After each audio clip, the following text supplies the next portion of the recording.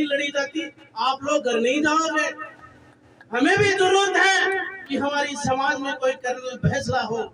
हमें भी जरूरत है कि हमारी समाज में कोई देवीलाल जैसा पैदा हो। हम भी आपसे ये उम्मीद रखते हैं कि हमारा भी कोई नेता पेट्रोल की बोतल लेकर खुद पर पेट्रोल छिड़के। हम भी चाहते हैं जब भी कोई काम की शुरुआत है तो के नौजवानों आगे आओ, लठ बजाना है जना के नौजवानों आगे आओ। अगर कोई सरकार के खिलाफ लड़ना है जना के नौजवानों आगे आओ। रैली करनी है जना के नौजवानों आगे आओ। सिर फुड़ाओ, रोड जाम करो। और जब राजनीतिक नेतृत्व का सवाल आता है तो कहते हैं नौजवानों पीछे रहो। मां सावित्रीबाई फुले। सम्मानित मंच, मेरे उदयपुरवाटी माड़ी समाज के जाजिम पर बैठे तमाम नौजवान, बुजुर्ग, समाज के अग्रणी नेता, सोशल वर्कर, गांव ढाड़ियों दूर दराज से आए सभी समाज बंधुओं को सादर प्रणाम और सभी का क्रांतिकारी अभिवादन और स्वागत। साथियों, आज पूरे राजस्थान में लगभग जो विचार चला है, एक बात उठी है कि जो ये आरक्षण के बारे में बताना चाहता हूं कि जब से आरक्षण की व्यवस्था लागू हुई तो लोगों ने आरक्षण को हल्के में लिया। आरक्षण एक ऐसी क्रांतिकारी योजना का नाम है जो कमजोर पिछड़ी जातियों को समाज की मुख्य धारा में शामिल करके उनके जीवन को उठाने से संबंध रखती है।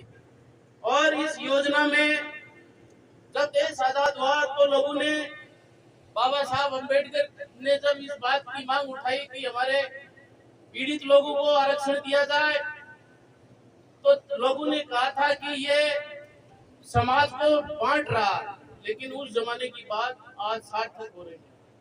साथियों, मेरे नौजवान भाइयों,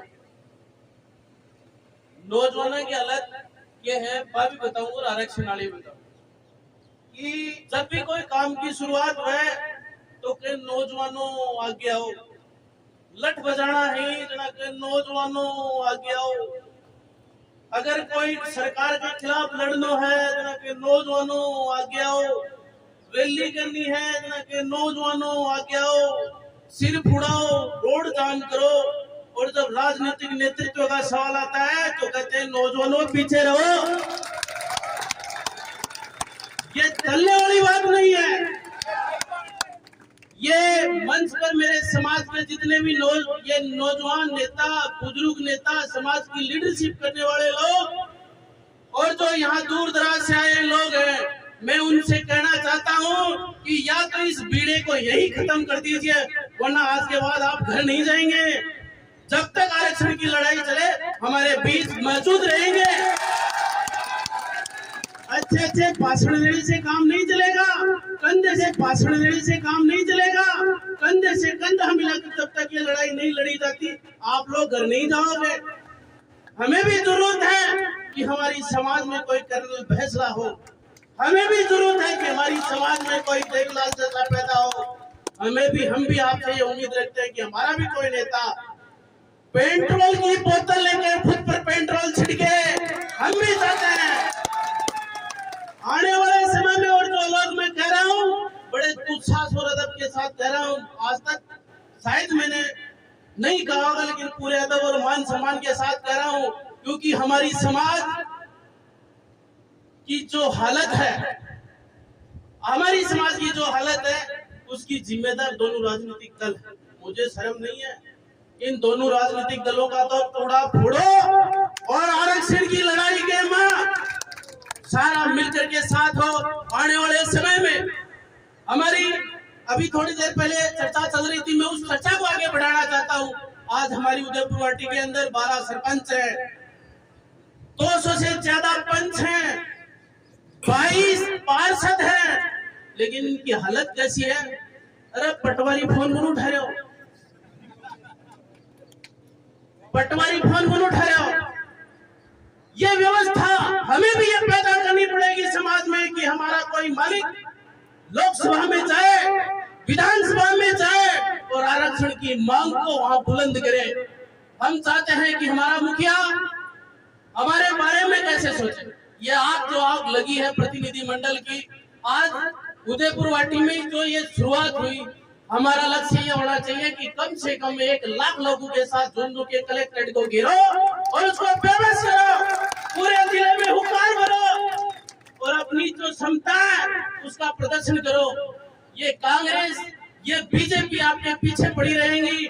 आपको इन चीजों से ऊपर उठ करके ये लड़ाई को मंजिल तक पहुंचानी है। मैंने पढ़ा, देखा और समझा और विचार किया। एक जमाना था जब आपकी लोकसभा में गिनती होती थी, आपको टिकट मिलती थी, लोग टिकट देते थे।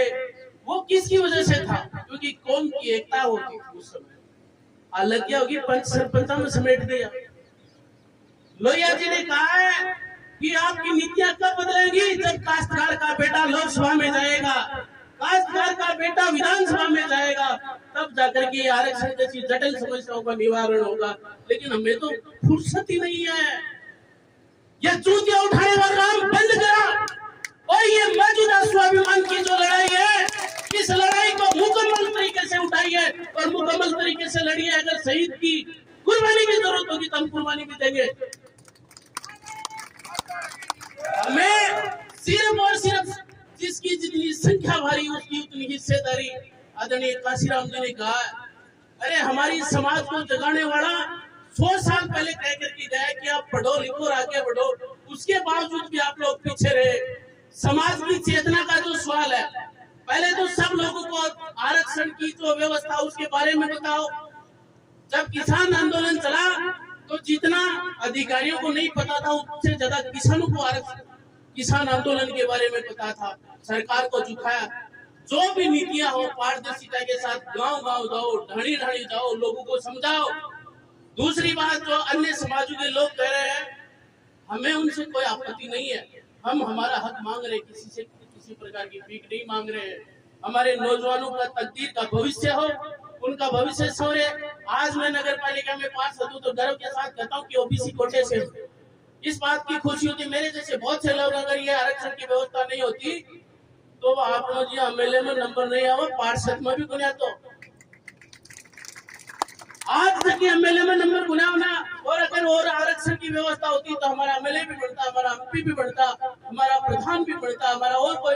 ये बात तो इसलिए कह रहा हूँ क्योंकि राजनीति के बिना लोकसभा विधानसभा की ये चर्चाएं हैं, ये आंदोलन है, मुकम्मल नहीं उठ सकते। आज अपन बात करें एक कौम की गुजरों ने 72 लोगों का बलिदान दे दिया, उसके बावजूद भी केंद्र सरकार ने उनके साथ न्याय नहीं किया। इतने बड़ा बलिदान, इतना बड़ा आंदोलन होने के बाद भी उनको मजबूर होना पड़ा। क्यों? और हमारा आंदोलन फुर्ती के साथ उठा और तूफान बनकर दिल्ली तक जाएगा। और कहना चाहते हैं मोदी जी से कि या तो इस आरक्षण की व्यवस्था को हमारे पक्ष में हमें हमारा अधिकार दो, नहीं आने वाले समय में आपका जाब्ता राजस्थान से करके भेजेंगे। ये नुमाइंदे जो बैठे हैं ना, उनको जा करके बोलते हैं, भाजपा के प्रदेश अध्यक्ष को, कांग्रेस के प्रदेश अध्यक्ष को बोले कि हमारी कौम के साथ न्याय नहीं हुआ तो आने वाले दिनों में हम आपको समेटने का काम करेंगे। तब तक मुखर होकर के लड़ाई नहीं लड़ोगे, आपकी कोई सुनने वाला नहीं है। हमें किसी का डर भय नहीं है। अगर लड़ाई लड़नी है तो पूरी फुर्ती के साथ लड़ेंगे। किसी प्रकार की कोई दिक्कत नहीं है, कोई परेशानी नहीं है। आगे की जिस प्रकार से जो मंच तय करेगा, जो हमारे समाज के बुजुर्ग, जो समाज के नौजवान, जो हमारा प्रतिनिधि मंडल बैठा है, एक इशारा करेगा, सर की जगह सर, खून की जगह खून से काम लेंगे। और आने वाले समय में जो भी नेतृत्व हमें जो दिशा देगा उसके हिसाब से काम करेंगे। आपने हमें अवसर दिया, समाज के लिए जहाँ जरूरत पड़ी तो पानी पिलाएंगे। समाज ने अगर कहा कि सफाई की करनी है तो एक समाज का छोटा सा सेवक होने के नाते पूरी मुकम्मल व्यवस्था करूंगा। आने वाले समय में जो भी दिशा निर्देश होगा उनका पालन करूंगा। बहुत बहुत धन्यवाद। जय हिंद।